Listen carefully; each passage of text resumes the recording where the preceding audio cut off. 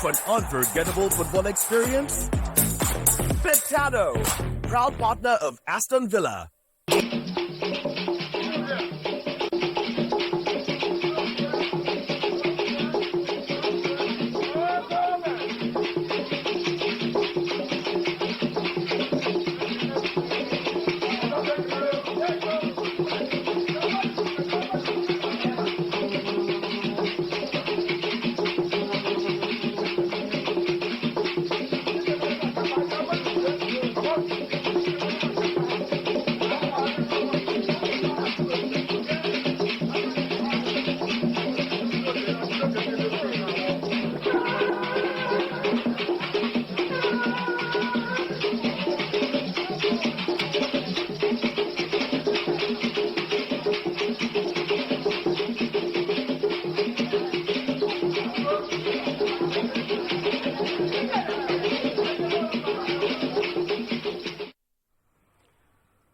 Good evening and welcome to Sunday Rendezvous. It's mid-March and we are poised to make your evening worth the while.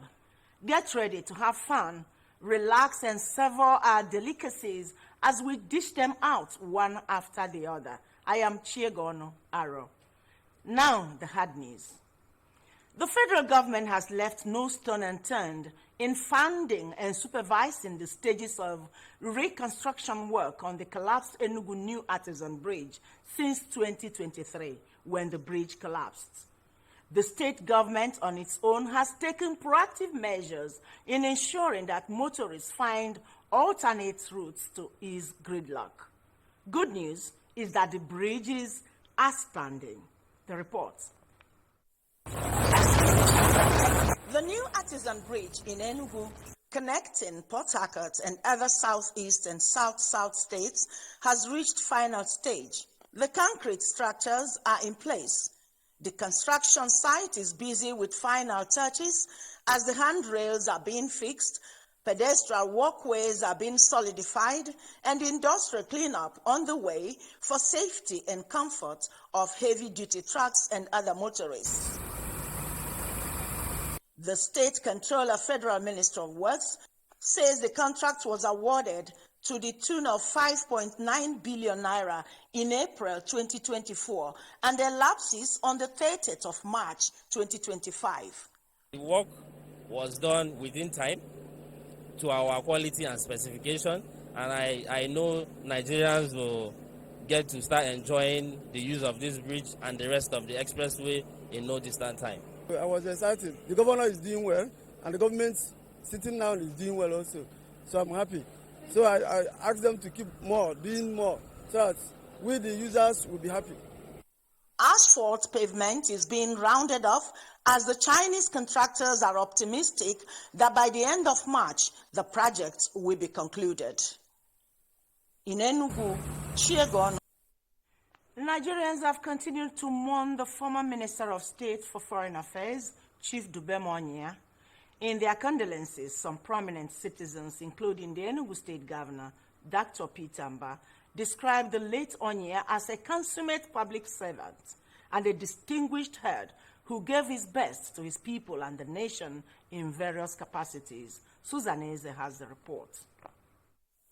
Since the news of the death of the former member, National Assembly, and ex-Minister of State, Foreign Affairs, Chief Dubem Onyia, broke, many Nigerians have expressed deep sorrow over the loss of a man they described as a distinguished leader and lover of mankind. Chief Dubem Onyia was a man you could count on. He was a man who believed in building bridges across political parties, across different clans, across different peoples of Nigeria. At a time, he was perhaps Nigeria's super diplomat when he served as Minister of State for Foreign Affairs. So you could say that this man really was a technocrat and a man who knew his onions.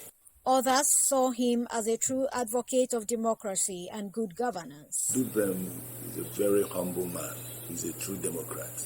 So he made people like me to understand and appreciate civil governance and democracy. You can compare him in his ideologies is quite in similitude with people like Nelson Mandela. Morning Chief Onya, the Enugu State Governor Peter Mba states that Nigeria has lost a distinguished leader and a patriot, describing his demise as a monumental loss to the nation. According to a release personally signed by the governor, Chief Onya had lived a life of total service to Ngwo community, Enugu State, and Nigeria as a whole, saying his vast experience, knowledge, national and international reach would be missed. In 1999, Chief Onya was elected to the House of Representatives before his appointment to serve as Minister of State for Foreign Affairs during the administration of the then Nigerian President Olusegun Obasanjo. Chief Onya, who hails from Ngwo, Enugu North Local Government Area of Enugu State, died at the age of 72 after a brief illness, as announced by the family. In Enugu, Susan Eze, NTA News. May his soul rest in perfect peace. We'll take a short break here now. Do stay with us. So what can I get you? Can I have some more golden penny pasta? Tell me why you want more. Because I enjoy slopping. This is why I love my golden penny pasta. It's my family's favorite. What's your reason? Courage for a romantic dinner. Reminds me of home every time. It truly satisfying me. It's my ultimate comfort food. And make delicious combos too.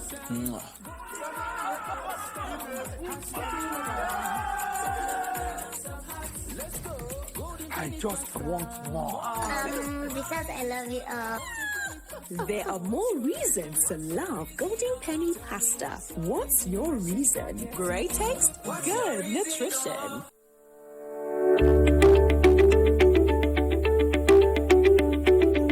St. Patrick College, Emene, has a new face as the new administration is poised for moral and academic excellence. The school is owned by the Catholic Diocese of Enugu. It is a boarding school for boys only. Admission into JS1 and 2 for 2025-2026 academic year is ongoing. Admission is strictly on merit. For inquiries, visit our website stpatricksenugu.com.ng or email stpatrickscollege1960@gmail.com or call 0803-373-2263. That is 0803-373-2263. Reverend Franklin Eze, PhD, signed, Management.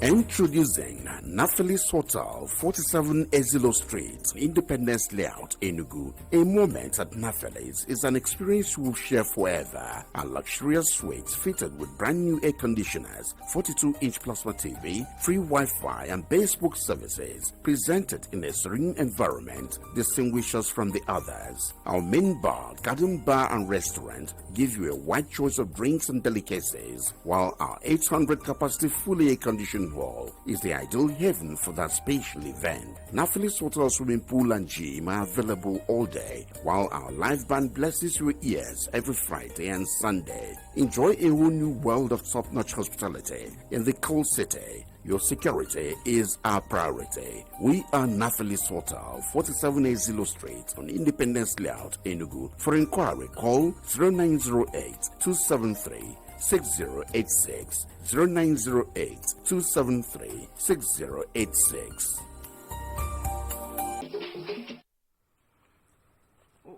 You're welcome back. To some people, managing the emotion of anger is a big challenge. In this report, our correspondent takes a look at how anger can be managed for effective cohabitation. Anger is a natural human emotion characterized by feelings of intense frustration, hostility, and irritations. It can manifest in different ways, such as passive-aggressive behavior, explosive outbursts, or even physical violence, with some of the causes ranging from threats, frustration, injustice, disrespect, to fear. Anger over the period of time in the society has kept increasing almost on daily basis. You hear one news about maybe one crime or the other. And thereafter, when the suspect is being interrogated, he or she will say it was done out of anger, out of anger, out of anger. I don't react angrily because I know that I should control my emotion. It's not that I'm not being provoked, but I try to, control my emotion. Sometimes I will calm myself down, and later I will call the person, and now we can dialogue or sort the issues out. Once that provocation comes, I try to weigh what my reaction will be in the circumstance. For instance, I have seen myself bang the table and tell the person, get out of this place. That is when I am speaking with my mentee, somebody that I mentor because I teach. Then I've also seen myself walk out on someone. Then on very few occasions, I have found myself in a shouting match with someone. Personally, I may like to walk away from that environment and cool off, so that when I am more reasonable, any action taken under the pressure of anger may be way too much. One of the main reasons that anger management has become a significant issue is the negative impact it can have on individuals' lives. Research shows that people who do not manage anger experience physical, emotional, and mental health issues. The body releases stress hormones called catecholamines, and they cause either fight or flight, such as headache, increase in blood pressure called hypertension, insomnia, that is sleeplessness, a heart attack, stroke, menstrual irregularities. When you are provoked, exercise restraint and self-control, because your retaliation in that heat of passion may result in very dangerous outcome, like murder and infliction of serious bodily injury on another person. And when you do that, the law will take its course against you. Overall, anger management is a crucial aspect of emotional well-being that should not be overlooked. By seeking help and learning effective coping mechanisms, individuals can better navigate their emotions and improve their quality of life. The point is, no matter how provoked, stay calm to stay away from trouble. Wow, anger is truly a demon. If it possesses you, you are already gone. Moving on, how well do you know your partner? This is a question posed to all of us, because killings of spouses by their once trusted partners have posed threats to peaceful coexistence. And in this report, the question is, how well do you know your partner? I'm being straightforward. Sincerity, no pretense. A teachable person can learn anything, and that's very important. Some people go into or have partners who are not teachable. The relationship is going to be complicated. Other young Nigerians who spoke off camera gave some interesting responses, desiring rich, tall, handsome men, while others prefer beautiful, light-skinned women with good jobs. But with all the love in the air, why are there still cases of toxic relationships? Some are going to marry because of the benefits, so they don't take time to see who and who they are getting married to. And sometimes due to pressures, either from parents or from community like that. And so when they now rush into, you don't take time to know who is this person I'm getting married. Recently, Nigerians woke up to the shocking news of a man who killed his wife in one of the eastern states, and another woman who mutilated her husband's genitals for cheating. There are countless stories of wives pouring hot oil on their husbands and men beating their wives senselessly. What is going on? Woman is talking too much, is nagging. It could bring about domestic violence. And if you have a woman or a man that is not understandably, that also can lead to domestic violence. When you watch out for someone's attitude, when somebody seems to be aggressive, you know that this aggressiveness is not only outside, it can also take place at home. Were there no warning signs? No red flags to indicate that these relationships will take a dark turn? You need to look in, out, or inside out. This partner that I am ready to settle down with, that I am ready to give my life, to spend my life with, is he worthy of being a father of my children if you are a woman? Is she worthy to be a mother of my children if you are a man? Only this quality can give you so many clear view of what will happen after marriage. While relationship experts say it is advisable to watch out for partners who are overly possessive, critical, or disrespectful, some religious leaders believe that most relationships are built on pretense before marriage. They argue that one cannot truly know another until both live together, which is why it is crucial to seek divine guidance. If you allow God to lead the way in marriage, it is far, far better than what people are doing these days, sampling. You sample this lady, you sample this man, you sample that boy to know which is best for you. Human beings can pretend. By observation, you can easily trace where there's problem. You can easily trace, and above all, pray. Because people are not seeing true color. Their true color is only Allah that is seeing their true color, whatever you do. How important is family history in all this?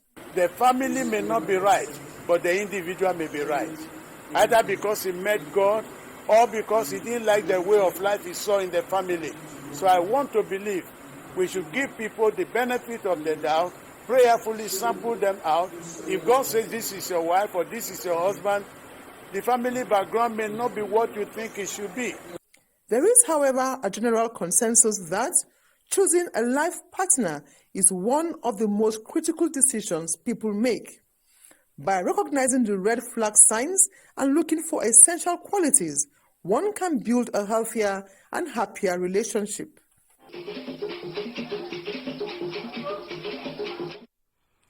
In the words of Shakespeare, there is no act to find a man's construction on the face. That is it in relationships. Moving on, children of school age have embraced street hacking in order to make ends meet.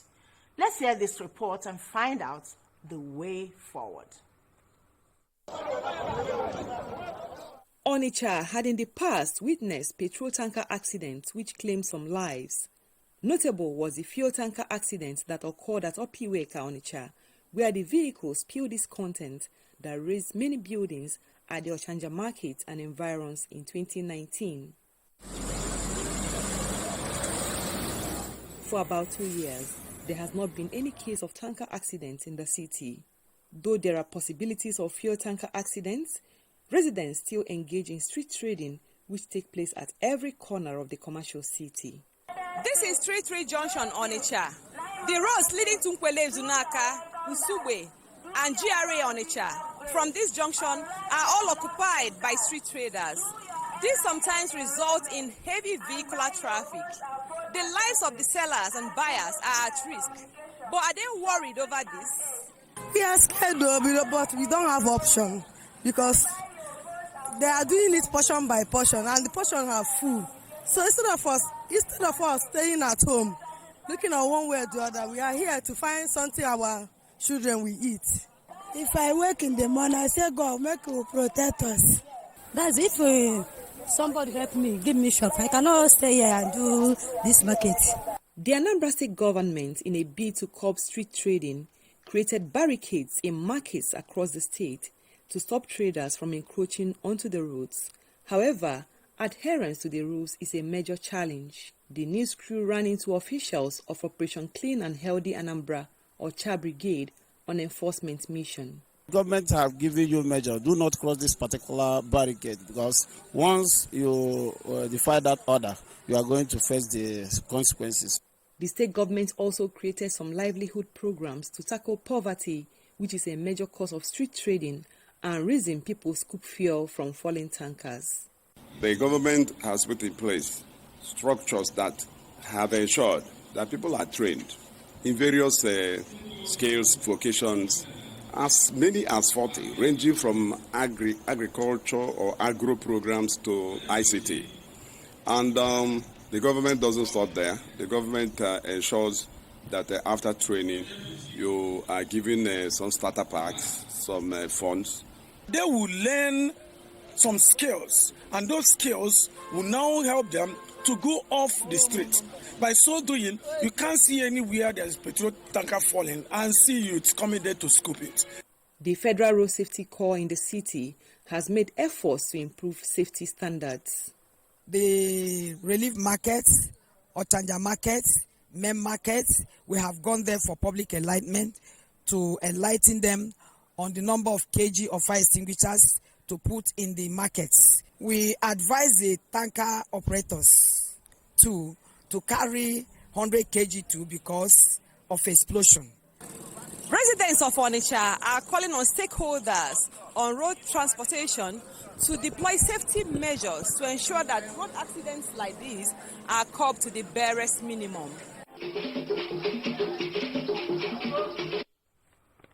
Wow, that's a good one. In recent times, some youths no longer have patience to deal with economic challenges facing them. This brings us to the bizarre experiences of Yahoo and Yahoo Plus, which is posing a threat in our society today. Let's watch the report. Once upon a time, Nigeria and Nigerians promoted the values of hard work, diligence, and sincerity of purpose right from the homes. But today, the society is obviously drifting off. It started with a crave for easy money, of getting rich quick without breaking a sweat, the allure of cybercrime with its promise of fat bank accounts and luxurious lifestyles proved too tempting for many young people to resist. And so they joined the ranks of the Yahoo Boys, a group of young people who use the internet to scam, defraud, and deceive unsuspecting victims both locally and internationally. Yahoo is a social problem that our society is currently battling with, becoming like a monster, whereby people that are working hard are no longer seen as, making it.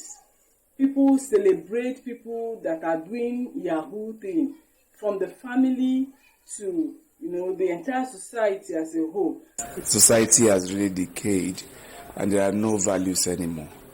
So as long as you do anything you can do to get the money, you just do it. That's just the foundation of Yahoo. In the sense that I want to have what all my friends are having. And most of the times I may be friends with rich guys, which their parents are aware to do.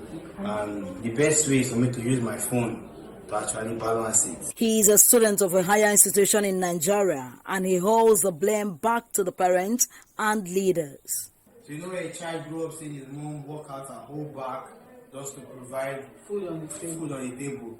And he's seeing friends that once they sit down, it start coming. So because of that thought, and I don't want my mom to struggle. And your mom is always like, this person they do me, go bring money, come. You see that?